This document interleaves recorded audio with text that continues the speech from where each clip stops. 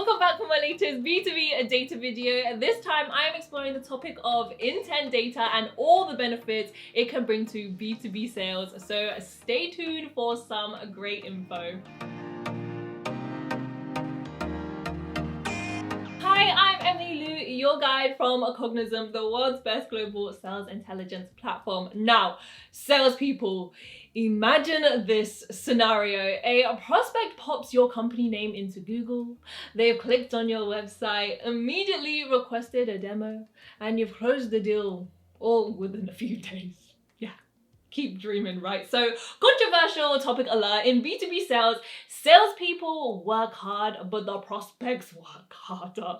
When seeking a product or service, prospects will do all this and maybe more. They visit a bunch of websites, read articles and reviews, attend webinars, download white papers, and follow people on LinkedIn. So why do they do all of this? They do this so they can get as much information as they can to make an informed decision about their purchase. But did you know, whilst doing their homework, your prospects are leaving a trail of digital evidence behind them, and that's called intent data. And it's the focus of my video today. Starting with, what is intent data? If you didn't know already, Cognism is partnered with Bombora, the leading intent data provider, to bring intent data to our platform. And over on Bombora's website, here's how they answer the question, what is intent data? So intent data is data that is collected about business web users' observed behavior, specifically web content consumption, that provides insights into their interests and from this indicate potential intent to take action. That's just the super complex version, but don't worry, I can simplify that for you. Basically, intent data is all about a company's behavior online. It looks into your prospect's web activity and lets you know more about them, in particular, whether they're actively considering your product or a similar solution. And either way, it's great for a B2B salesperson. It means that you can target people whilst they're researching what you're selling, and it will only make your sale more likely.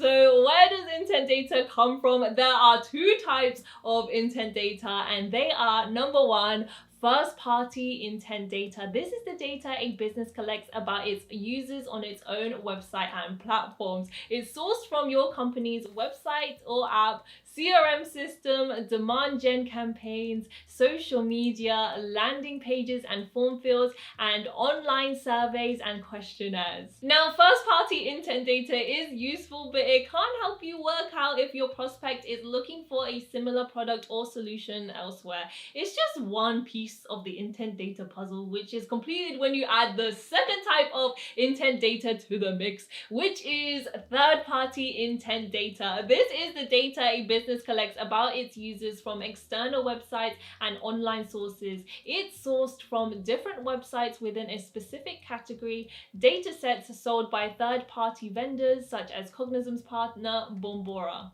Third-party intent data is useful because it creates a more complete view of your prospect's activities across the web. It's not just about what's happening on your site, it's about what's happening everywhere else online. It allows you to keep track of your buyer's behavior. So if you see that a company is Googling solutions just like yours, you can jump right in on that with a call or a pitch. So now you know what intent data is and where it comes from, but what about how it can help you and your team? Here are 4 great cases which the Cognism's business development team sent me earlier today. All you salespeople out there know it pays to be the first person in touch. With intent data, you'll be getting in front of potential clients earlier in the buyer's journey. You'll also be more likely to find potential buyers who haven't heard from your company yet. Using intent data, you'll get a chance to intercept with buyers before they start looking at the competition. Common problem for fast-growing B2B sales teams, you're generating so many leads that you just don't have enough time to reach out to all of them. So how do you go about prioritizing the hottest leads? By scoring them. And what's the best way of scoring your leads? By their intent. If they're more likely to buy, then you want to get onto the phone and start pitching them right away, right?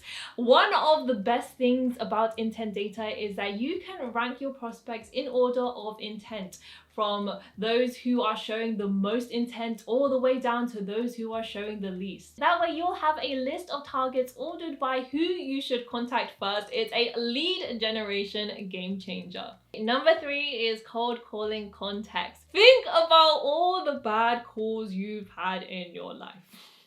Now, think about how much easier those calls would have been if you'd known more about the prospect from the start. This is what intent data can do for you. If you know the types of companies your prospect is looking at, then you know how to pitch your solution to them. Also, you won't be looking for the pain points at the start of your call. You'll already know them, meaning you can use that time to build rapport and grow a relationship. Moving on to number 4, reduce churn and increase upsells. This might be one for the CS team, but there's no secret that retaining customers is more cost effective than finding new ones.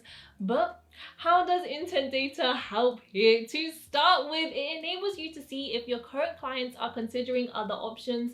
They might include additional features that you don't offer yet. In that case, you can either work to save the client by offering them a better deal or add the feature that they're looking for. You can get on the phone with your product team and suggest they add the feature to their roadmap. You can see how intent data can be a great indicator of your gaps in your product, helping you to improve your offering over time and keep customers from going elsewhere. So there it is, everything that you need to know about intent data and how it makes sales easier. If you missed my last B2B data video, then check it out. I'll put a link in the description. And that's it for this week. I'll be back soon for more must-watch sales content. But before I do say goodbye, don't forget to like, share, and subscribe. And if you have got any questions about intent data or any feedback for me, then leave them in the comments. I'll promise I'll get back to you as soon as possible. Bye for now.